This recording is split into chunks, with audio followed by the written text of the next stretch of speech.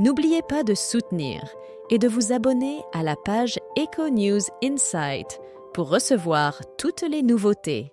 Suite au second tour des élections législatives le dimanche 7 juillet, le Premier ministre Gabriel Attal a annoncé qu'il présenterait sa démission. Cela laisse à Emmanuel Macron la tâche de désigner son successeur prochainement. Durant son discours depuis le perron de Matignon, Gabriel Attal a exprimé « La formation politique que j'ai représentée a triplé son score anticipé, sans pour autant obtenir la majorité nécessaire. En accord avec les traditions républicaines et mes principes personnels, je soumettrai donc ma démission au président demain matin. » Il a aussi ajouté « Je continuerai à remplir mes fonctions tant que le devoir l'exigera. Je ne peux accepter une scission de l'offre politique en 3 blocs antagonistes, ce qui ne reflète pas l'esprit de la France.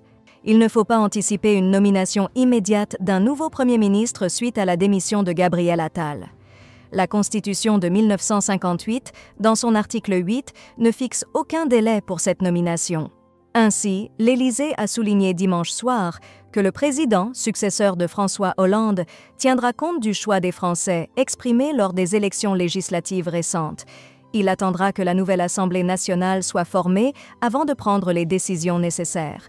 Concernant Emmanuel Macron, une période de réflexion s'impose. Une source proche de l'Élysée, citée par Politico le 5 juillet, a indiqué que le président souhaite prendre un temps mort avant de décider de la nomination du prochain Premier ministre. Les options sont diverses.